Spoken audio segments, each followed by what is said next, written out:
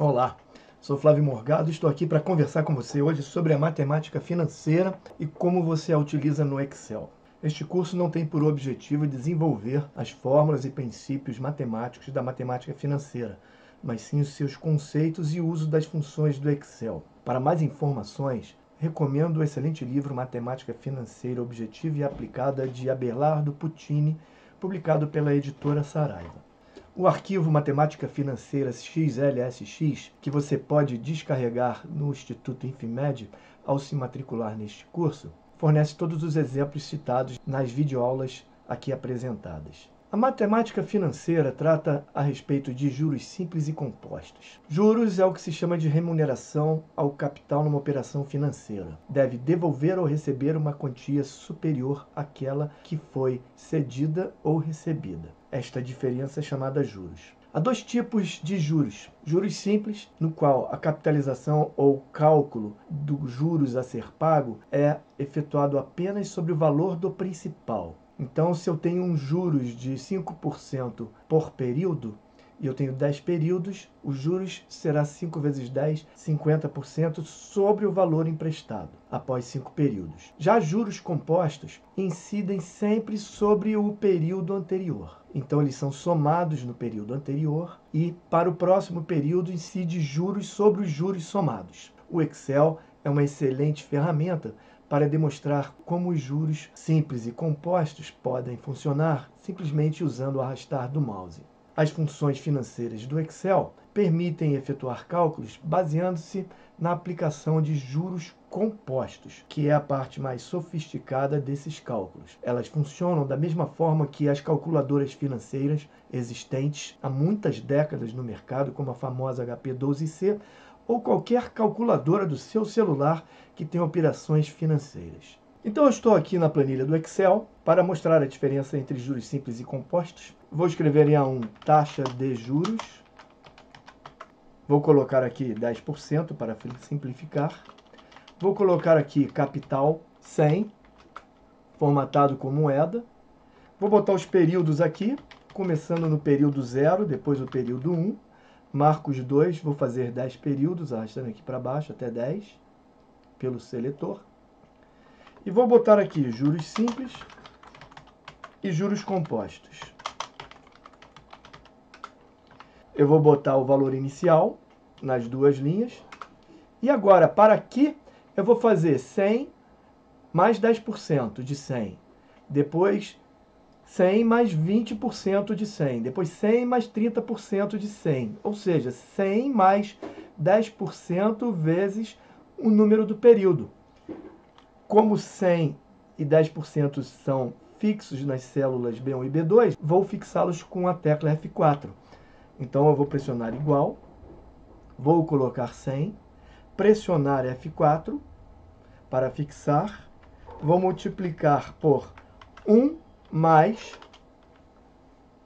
os juros, que eu vou fixar também, vezes o período, que eu vou deixar variar, para ele variar para A6, A7, A8. E quando eu pressiono Enter, ele faz 110. Agora, quando eu clico no seletor e arrasto para baixo, ele vai fazer a soma de acrescentar linearmente 10% para cada período sobre o capital inicial. Então, isso chama juros simples. Em 10 períodos a 10%, ele aumentou 100%, de 100 para 200. Já juros compostos, ele sempre vai pegar o valor anterior e acrescentar mais 10%. Esse valor vai ser sempre esse mais 10%. Esse vai ser o anterior mais 10%. Então a fórmula será igual a este valor, que vai variar, vezes 1 mais os juros, que eu vou fixar, 10%, sem ter relação com o número do período. Então aqui vai dar 10%. Quando eu arrastar para baixo, C5 vai passar para C6. Então ele vai botar C6, que multiplica 1 mais B1, e vai jogar 10% sobre 110. E assim eu tenho juros capitalizados. E você vê que o Excel é uma ferramenta bastante simples para fazer cálculo com juros simples e compostos. Note que em juros simples, R$100 a 10% por 10 períodos, dobra o valor.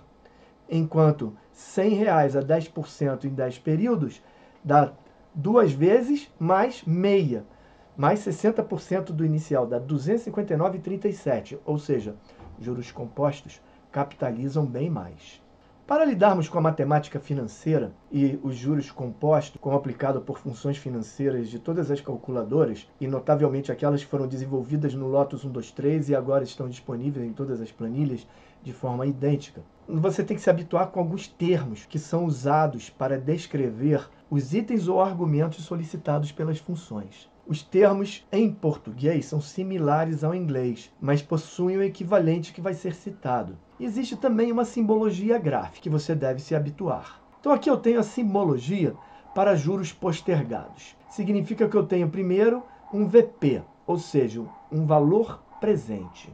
É um valor que eu deposito, sai do meu bolso e eu boto numa poupança. Então ele vai correr juros por N períodos e depois eu saco como um valor futuro. Então, VP e VF são chamados valor presente e valor futuro.